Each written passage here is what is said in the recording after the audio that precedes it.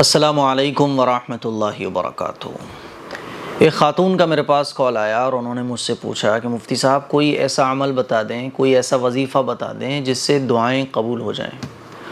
تو میں نے ان سے کہا کہ دعا اگر آپ چاہتی ہیں قبول ہو جائے تو دعا مانگیے آپ، یہی وظیفہ ہے دعا کے قبول ہونے کا، کیونکہ قرآن مجید میں بھی اللہ تعالیٰ ارشاد فرماتا ہے ادعونی استجب لکم، ہے نا، کہ مجھے پکارو میں تمہاری پکار کو سنتا ہوں، مجھ سے مانگو میں تمہیں عطا کرتا ہوں۔ اور ہمارے آقا صلی اللہ علیہ وسلم بھی دعا مانگا کرتے تھے۔ دعا کو عبادت کا مغز کہا گیا ہے، دعا ایک عبادت ہے، اور عبادت جب ہم کرتے ہیں تو اللہ تعالیٰ دعا قبول فرماتا ہے۔ اسی لیے دعا اگر ہم قبول کرانا چاہتے ہیں تو دعا مانگیں۔ وہ بولی کہ میں دعا تو مانگتی ہوں لیکن دعا پھر بھی قبول نہیں ہو رہی ہے، تو کوئی وظیفہ نہیں ہے، اس کا کوئی عمل نہیں ہے۔ میں نے کہا کہ اگر دعا آپ مانگ رہی ہو اور دعا قبول نہیں ہو رہی ہے تو دعا مانگنے کی لمٹ کو بڑھا دو، دعا مانگنے کی ٹائمنگ کو بڑھا دو، اور دعا مانگنے کی ٹائمنگ کو بڑھانے کے بعد بھی اگر دعا قبول نہیں ہو رہی ہے تو دعا مانگنے میں رونے کو بڑھا دو، لیکن دعا نہیں چھوڑنی۔ دعا کا کوئی آلٹرنیٹ ہے ہی نہیں ہے، دعا کے بدلے میں کوئی اور ایسی چیز جس کو کرنے سے دعا قبول ہو جائے کچھ بھی نہیں ہے۔ دعا ہی وہ چیز ہے جس سے دعا قبول ہوتی ہے۔ دعا ہم مانگ رہے ہیں، دعا قبول نہیں ہو رہی ہے تو دعا کی لمٹ، دعا کی ٹائمنگ کو بڑھا دیں اور دعا میں رونا شروع کر دیں، اللہ کے سامنے گڑ گڑانا شروع کر دیں، اللہ سے تڑپ کر مانگیں، دل سے مانگیں، گڑ گڑا کر مانگیں، عاجزی انکساری کے ساتھ مانگیں، اللہ کے ساتھ بکھر بکھر کے مانگ کے ہم رو کر اللہ سے مانگیں، تہجد میں اٹھ کر مانگیں، تنہائی میں مانگیں، رات کے اندھیروں میں مانگیں، نمازیں پڑھ کر، قرآن پڑھ کر اللہ سے دعا مانگیں۔ یہی طریقہ ہے دعا کے قبول ہونے کا۔ آج کل کیا ہوتا ہے کہ ہم یوٹیوب پہ سرچ کرتے ہیں دعا کے قبول ہونے کا وظیفہ، کوئی عمل، اور پھر ٹوپی پہنانے والے ٹوپی بھی پہناتے تھے کہ ٹھیک ہے یہ وظیفہ ہے، 500 روپے دے جاؤ آپ۔ ہم 500 روپے بھی دیتے ہیں اور گمراہی بھی خرید لیتے ہیں۔ اسی لیے میری عزیز بہنوں، میرے بھائیوں، اگر ہماری دعائیں قبول نہیں ہو رہی ہیں پھر بھی دعا ہی مانگنا ہے، دعا کو بڑھا دینا ہے، دعا میں رونے کو بڑھا دینا ہے، لیکن دعا نہیں چھوڑنی۔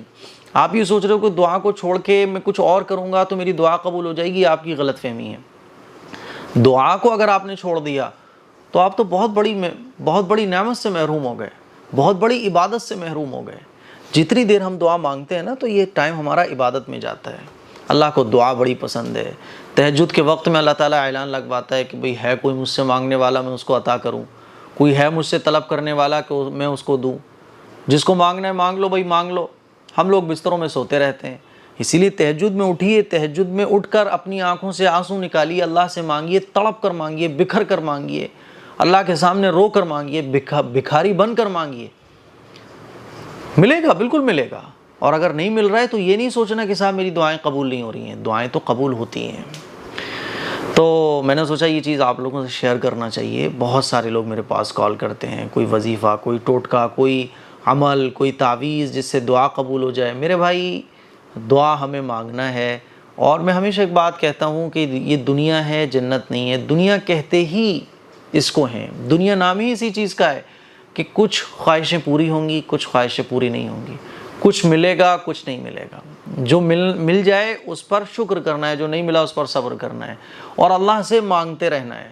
مانگتے مانگتے ساری زندگی گزر گئی، کوئی بات نہیں، اللہ کو پیار آتا ہے۔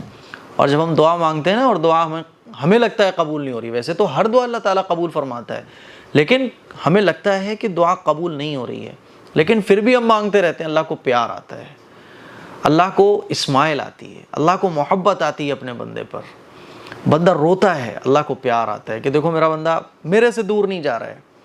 جیسے بچہ ہوتا ہے نا، ماں بچے کو مارتی ہے، کوئی چیز بچہ مانگتا ہے ماں نہیں دیتی ہے تو بچہ بکھر کے ماں کے قدموں میں ہی پڑ جاتا ہے، پیروں کو پکڑ لیتا ہے، تو ماں کو پیار آ جاتا ہے۔ اللہ تو اس ماں کو بنانے والا ہے، اللہ کو تو 70 ماؤں سے زیادہ محبت ہے اپنے بندوں سے۔ تو میرے عزیز بھائیوں، دعا کو چھوڑ کر ہم کہاں جائیں گے؟ ہم دعا کو نہیں چھوڑ سکتے، اور دعا کے علاوہ ہم کسی چیز کو ایکسیپٹ بھی نہیں کر سکتے۔ ہاں، جو دعائیں رسول اللہ صلی اللہ علیہ وسلم سے ثابت ہیں، جو قرآن مجید کی آیات رسول اللہ صلی اللہ علیہ وسلم نے بتائی ہیں، وہ دعائیں آپ یاد کیجئے، وہ مسنون کلمات آپ یاد کیجئے، اور انہی کلمات کو آپ دعا میں مانگیے اللہ سے، لیکن دعا کو نہیں چھوڑنا۔ اسی لیے کوئی ایسا وظیفہ، کوئی ایسے عمل کے چکر میں پڑنے کی ضرورت نہیں ہے، دعا ہی وہ چیز ہے جس سے آپ کی دعا قبول ہو سکتی ہے۔ السلام علیکم ورحمۃ اللہ وبرکاتہ۔